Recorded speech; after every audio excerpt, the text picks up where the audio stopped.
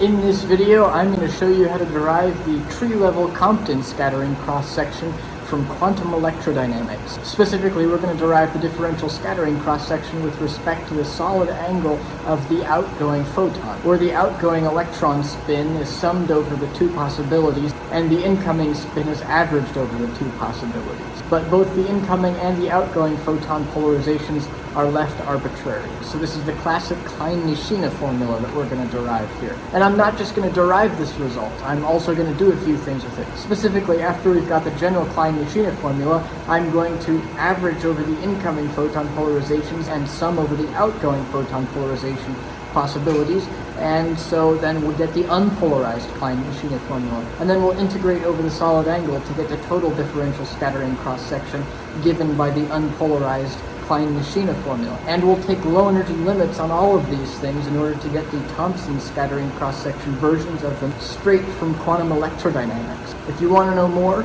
keep on watching. It's math section time. Let's get going with our calculation of the tree-level Compton scattering cross-section in quantum electrodynamics. In the treatment of quantum electrodynamics usually presented in introductory quantum field theory courses, one usually encounters a familiar progression. First, the general scattering cross-section formula is derived.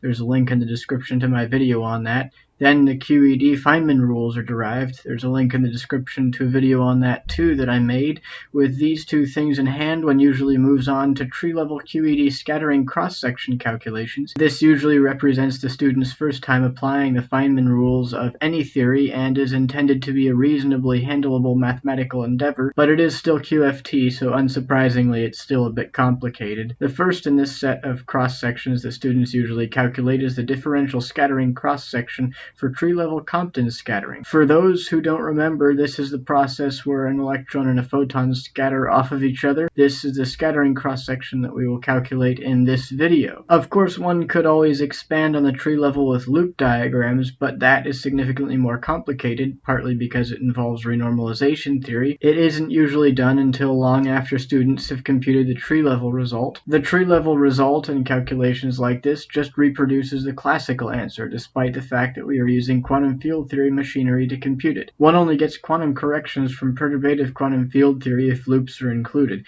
The expansion in the number of loops is also an expansion in powers of Planck's constant, and therefore represents an expansion of the quantum corrections. Ignoring them would therefore naturally just leave us with the classical result. With the preamble done, let's now get to the actual calculation. At the tree level, we have the following Fineman diagrams for Compton scattering. A photon and an electron can come in, combined into an off-shell electron and then split off, or an electron can come in, emit a photon, become an off-shell electron, absorb another photon that came in, and then become an on-shell outgoing electron. The two diagrams really just account for the two different possible time orderings that there are here. As usual, solid lines are fermion lines, all electrons in this case, and wavy lines are photon lines. If we ignore the ones pertaining to quantum loop corrections, the QED Fineman rules are all given in this table, where the dot product of the photon polarization vectors with themselves equals -1. The second link that I mentioned in the preamble is to a video where I derived these results,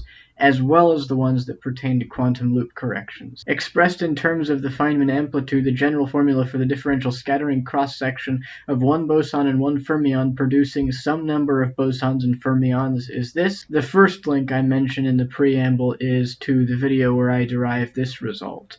This calculation will have a few distinct stages. First, we will simplify the general differential scattering cross-section formula as much as we can without knowing the Fineman amplitude. Second, we will use the Fineman rules to write out the Fineman amplitude, and then we will simplify it some. Third, we will take the absolute square of the Fineman amplitude and then spend the largest single portion of this document simplifying it. At the very end, we will insert the simplified squared Fineman amplitude into the pre-simplified differential scattering cross-section formula. With a little bit more simplification, we will obtain the Klein-Nishina formula. This entire calculation will be done in the rest frame of the initial electron. We will use this fact to simplify expressions along the way. The first thing we will do in this section is insert the momentum variables written in the Feynman diagrams into the differential scattering cross-section. This will begin simplifying it because we can see from the diagrams that we only have two outgoing particles. Beyond this, the standard result also includes averaging over the incoming electron spin and summing over the final electron spin. So we will need to insert that average and sum on the absolute squared Feynman amplitude in the differential scattering cross-section. Doing all of this to the formula given in the introduction easily gives us this, which is a bit simpler because we don't have some unknown number of differentials there. You will notice that I added a 6 superscript to the differential on sigma. This is to indicate how many differentials there are on the other side of the equation. This number will drop as we complete phase space integrations over some of the momentum and energy variables. The standard Klein-Nishina scattering cross-section is with respect to the solid angle of the outgoing photon. Therefore, one of the things we will need to do in preparing the differential scattering cross-section formula is integrate over the other momentum variables. It turns out that this can be done before we have worked out the Feynman amplitude because of the delta functions that show up in the cross-section formula. They are there to impose energy and momentum conservation. Therefore, we can do the necessary phase space integration without knowing the Feynman amplitude, as long as we take the energy and momentum conservation relations to be true for the Feynman amplitude, which depends on those variables. It turns out that these relations are extremely useful in simplifying the absolute squared Feynman amplitude. In this problem and other related problems, we can begin the process of integrating over all of the other integration variables by integrating over the final electron momentum. Because of the momentum conservation delta functions, the integration simply yields this, where we now have this mechanical momentum conservation relation. To find the differential scattering cross-section with respect to the solid angle of the outgoing photon, we must now put the remaining differential in spherical coordinates to reveal the solid angle differential. Remember that d omega, the solid angle differential, contains two differentials, so we go from this to that. Now, to get the scattering cross-section purely with respect to the solid angle, we must integrate over this variable here. The remaining delta function allows this to be done easily, but there is a little complication. We must re-express the delta function to get it into a form that is easy to integrate. Specifically, the integral that we need to do is this. Using normal identities, we can rewrite the delta function in the following way that makes the integration super easy to do. Specifically, we're going from here to here, where f prime of kf magnitude is the derivative of the f function, and kf magnitude naught is the root of the f function, or the actual value of kf magnitude, meaning the one that actually satisfies the energy conservation relation that this delta function is imposing. Because of the delta function, the integration simply forces this, and through that energy conservation, we can then relabel the actual momentum with the symbol previously just used for the integration variable to make the notation simpler now that the integration is done. Therefore, the integrated result is simply this, where one can write this f prime function like that, and of course this is that energy conservation relation that the delta function gave. It's worth pointing out that the superscript on the differential is usually dropped. It was useful to keep track of things while we were doing the integration, but it's no longer needed, so we will drop it. So then we have this result. Now inserting this value of f prime, we get this immediately, and then simplifying down a little bit further and rearranging some things, we arrive at this result. Now this isn't completely simplified. As I said in the introduction, we're going to take the rest frame of the initial electron, in which case some of this would simplify down a little bit more. I actually do that towards the end of the calculation when we're right about to apply this formula. The next step is to use the Feynman rules to calculate the square of the Feynman amplitude. The first step is to use them to write out the Feynman amplitude, simplify it a bunch, and then in the next section we'll actually calculate the square. Using the Feynman rules and diagrams from the introduction produces the following result for the Feynman amplitude. There were two Feynman diagrams, so naturally we get two terms in the Feynman amplitude. We can then perform some basic simplifications. First, to go from here to here, I did some factoring. Then to go from here to here, I multiplied the numerator and the denominator of this fraction by the same thing, such that it yielded a difference of squares in the denominator, and then I did the same thing to this fraction here. We can now work on simplifying the denominators. Let's start with the first one. Multiplying everything out and writing it in index notation gives us this result here. Then for terms where both of the four vectors are the same, we can apply this identity to simplify them down to dot products. Doing that gets us here. Then we recognize this dot product equals m squared, so this term cancels that one. And then this dot product is 0 because photons are massless. Those simplifications reduce the problem down to this one here. We can then rewrite this term in terms of an anti-commutator of gamma matrices. Then we know these gamma matrices satisfy a Clifford algebra, which we can use to replace the anti-commutator with 2 times the metric, which reduces it down to a dot product. Performing exactly the same kind of simplification on the other denominator reduces it to this. Inserting that in gets us to here. From here, there are a bunch of simplifications that can be performed on the numerators that make use of the Dirac-Clifford algebra to reorder factors and the fact that the spinors satisfy the Dirac equation. Let's begin working on the first numerator. The goal is to bring epsilon slash to the other side of this factor.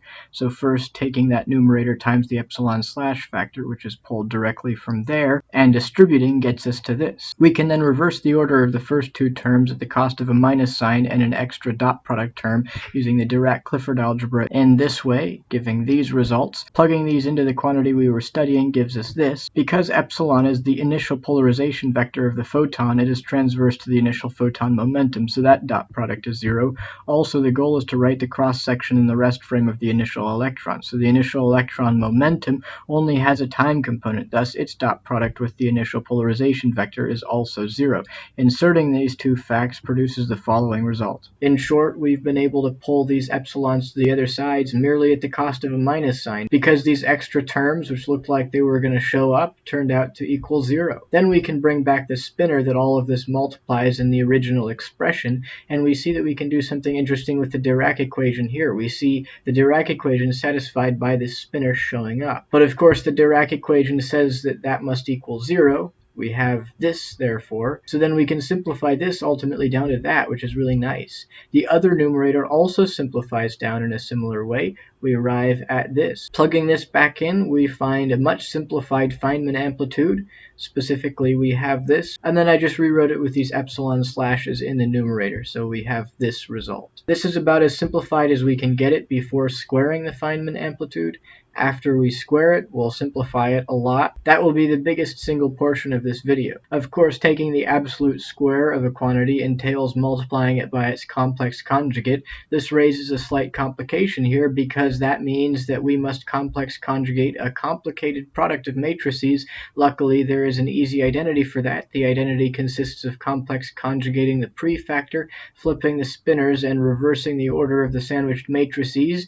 So this was the Feynman amplitude we started with, and therefore this is its complex conjugate. It makes quick work of that. With these two results here, we can easily write out the appropriately spin-averaged and summed modulus squared Feynman amplitude. It just ends up being that. Then because this is a scalar, we can take its trace without changing anything, but that usefully allows us to take advantage of the cyclic property of the trace. We can move this factor over to that side, and that gets us here, which then allows us to take advantage of this identity to replace these spinors with a matrix that's easier to work with. Inserting that gets us to here. We can then manipulate this further. Specifically, I pulled out these two m factors and then I multiplied it out and rewrote it in terms of these four trace numerators. The next section, and probably the most arduous one, will consist of simplifying these four traces. Let's begin by computing T1, the first of these traces. The first thing I did was multiply out the product under the trace, and then I broke the trace into a sum of 4 traces.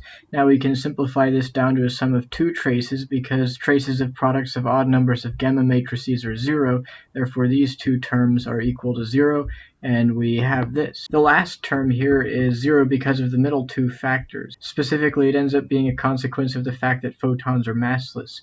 We can use the Dirac-Clifford algebra satisfied by the gamma matrices to evaluate this. We've actually already used identities just like this, but it was a little bit ago in the calculation, so I've written out the proof of it again, and this dot product then equals 0, so this term has to just equal 0. So we're left with one term consisting of 8 gamma matrix factors that we have to finagle. The next step in simplifying this is to consider these two factors. We can reverse their order at the cost of a minus sign in a dot product term using the Dirac-Clifford algebra again in one of the usual ways. If we insert this into there, we get this. Now the reason why this is advantageous is because we get another one of these products here, which ends up zeroing out this term. So we've reduced what was a trace of 8 gamma matrix factors down to one that's just a trace of 6 gamma matrix factors. So we have simplified this. We can simplify this further by considering these two factors. Specifically, it's beneficial to reverse them again using the Clifford algebra, which reverses them at the cost of a minus sign in a dot product as usual, but this case is special because given transversality of photons, this dot product is of course 0.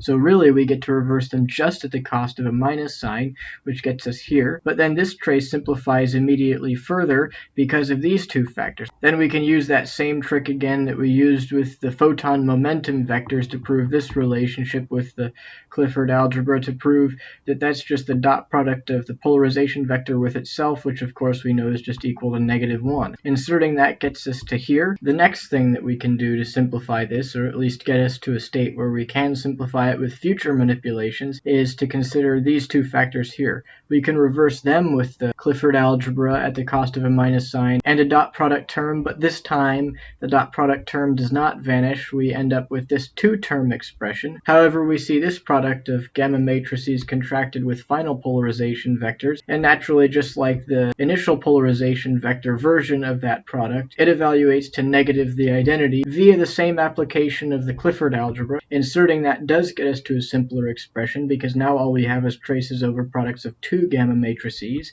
and we can use this famous identity to trivially evaluate those, which gives us this result for T1. Even though all the traces are gone, we are not yet done simplifying down T1. The first additional simplification that can be accomplished begins with an identity derived from the four-momentum conservation relation.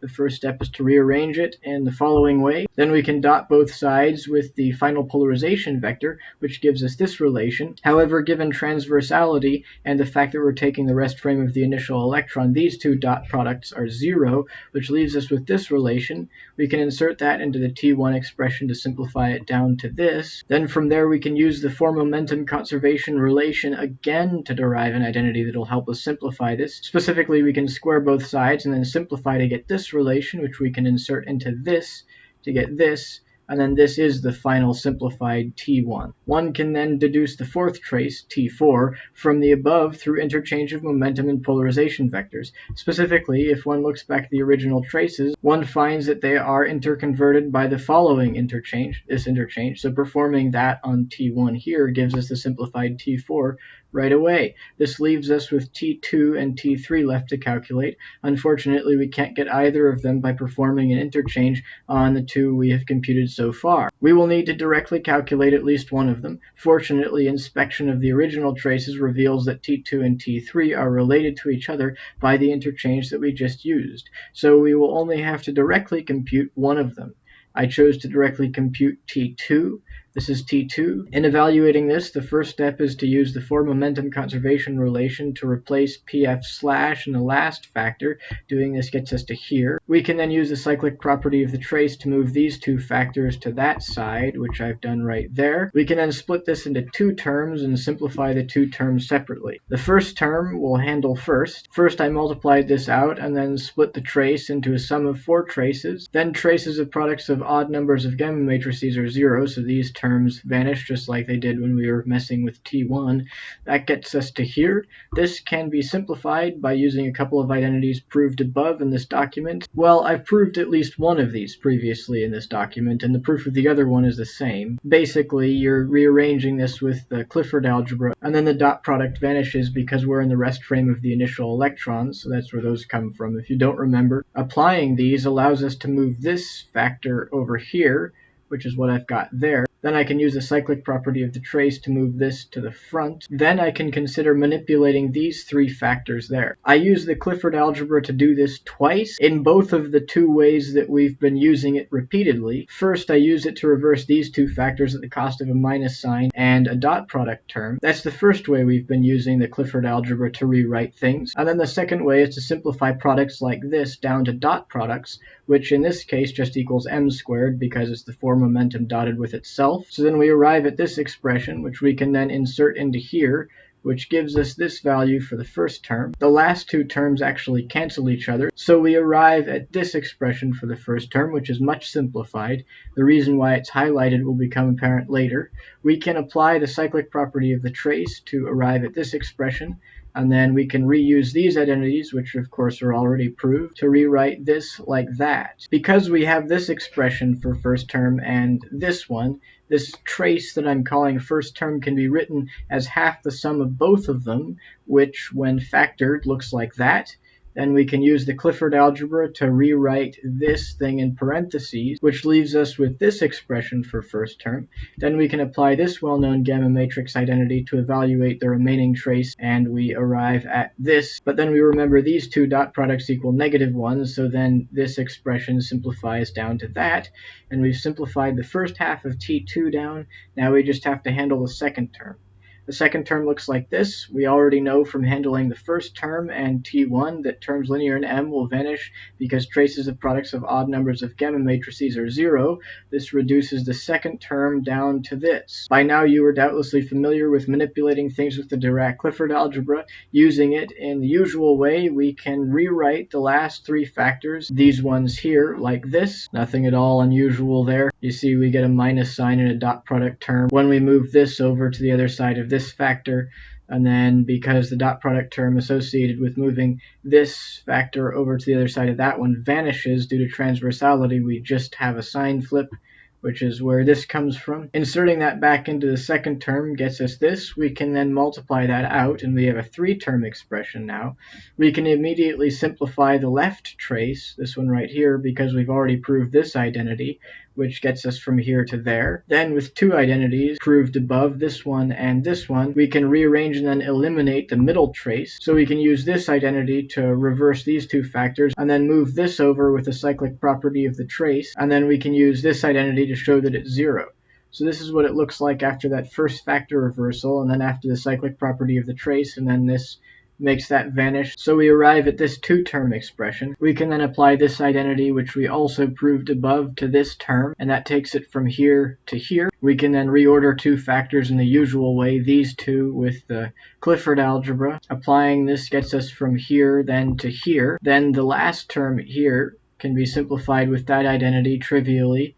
So then we end up with this expression. Then the middle trace can be manipulated with this expression to get it from here to here, but then that proves that this vanishes because the photons are massless, and we have this relation that we saw above, getting us finally down to this. Then we can use this identity again. Applying that gets us to here, and this looks very complicated, but it simplifies down quite a bit because we remember all of these dot products are equal to 0. So we find this result for the second term.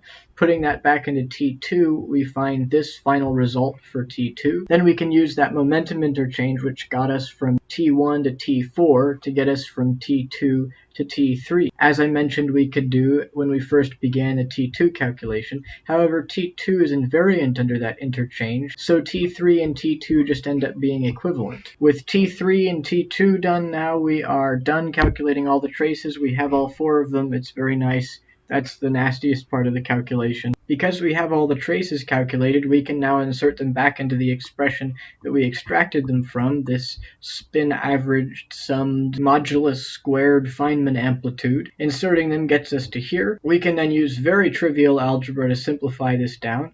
I have written out the steps just so you don't get lost. Even though it's trivial algebra, when there's a lot of terms, it can still be tricky to see exactly what to do.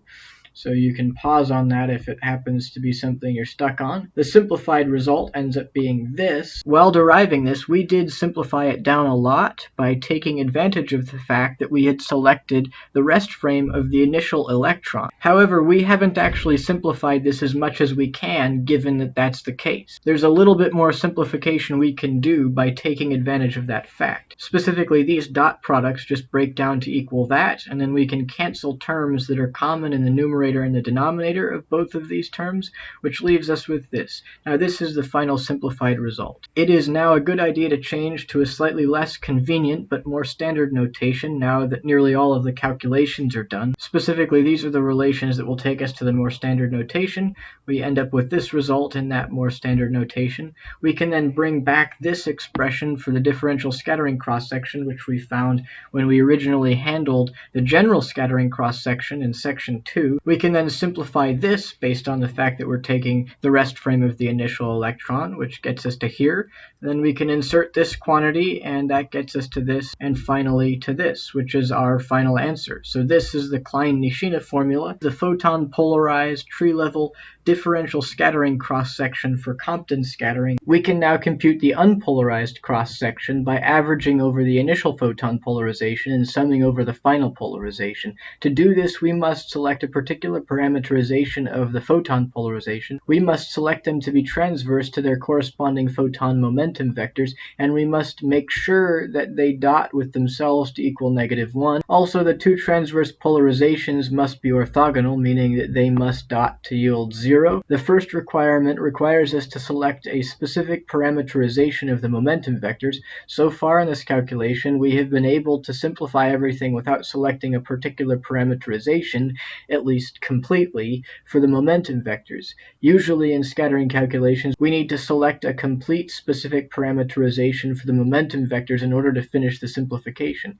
Here, all we needed to do was remember that we were taking the rest frame of the initial electron, and that got us there. We can't escape selecting a particular parameterization any longer, though, because we need to pin down these polarization vectors so that we can calculate the unpolarized cross-section. The standard momentum vector parameterization for this problem, which is consistent with everything we've done so far, is this. It's split on the page, but it's all on the screen, so I guess it doesn't really matter, where theta has this physical interpretation. This is the incoming photon. This is the electron that's initially at rest. It goes off after being hit by the photon, and then this outgoing photon comes off of it. Now that we have the momentum vectors parameterized, we can write down the parameterization for the photon polarization vectors. The usual and simplest parameterization for the polarization vectors that satisfies all the required properties is this. You can see I've added another factor of 1/2 in front of here to account for the fact that we're averaging over the initial photon polarization, and then I've added these polarization vector sums there. We already evaluated for the case of doing those sums over the initial and final electron spin, so we can insert that result. Then we can use this photon polarization vector parameterization to evaluate these sums, and we arrive at this pretty trivially. Inserting that into the scattering cross-section formula gives us the unpolarized Klein-Nishina formula right here. We can then integrate over the remaining solid angle to obtain the total scattering cross-section. To do this, we must remember that there are actually only two independent variables in this problem, k0 and theta. We can actually write the other two variables that show up anywhere in this problem, k0 prime and EF, in terms of them. We can use for momentum conservation to obtain relations between them, from which we can solve for these two variables. Doing that is straightforward and gives us these results. Now, before we actually use what we've calculated to get the total scattering cross-section, on a side note, we can actually use this relation to do something else. We can use it to take the low energy limit, which is the limit where k0 goes to 0. If we insert this into the polarized and unpolarized cross-sections and then take those limits, then we get these two results, which are the Thompson differential scattering cross-section, the polarized one here and then the unpolarized one there. Now back to computing the Klein-Nishina total cross-section. If we insert this value into the cross-section, which we actually already had to do when we took this limit, then we arrive at this value. Now we can start worrying about the integration. So this is the integral that we need to actually compute to get the total cross-section. If we write it out in terms of the coordinates of the problem, we get this. Because nothing's phi dependent, the phi integral is trivial to do, and this theta integral is less trivial, but it's not too hard. We can do a substitution, and I've also defined that constant there, which gives us this integral. And then I just algebraically rearranged it a little bit to make the integral easier to do. Then from there, the integral is pretty clear. It just is this. So this is the Klein-Nishina total scattering cross-section. Now you may wonder what happens if we take the low energy limit on that. Well, if we do that, we get the Thompson total scattering cross-section, so it's not really that surprising. So we've got a whole bunch of really cool results here by calculating the Klein-Nishina formula and then modifying it. Where the Klein-Nishina formula, the central result of this whole problem is, remember this. All those other boxed results were derived from this. And that completes our calculation of tree-level Compton scattering in quantum electrodynamics. Yay for us! So now you know how to derive the Klein-Nishina formula for Compton scattering straight from quantum electrodynamics with nothing but the Fineman rules and the general differential scattering cross-section formula, and you know how to pull the Thompson scattering cross-section from it. I hope you enjoyed this video. If you did, please give it a thumbs up and also consider subscribing. Dietterich out.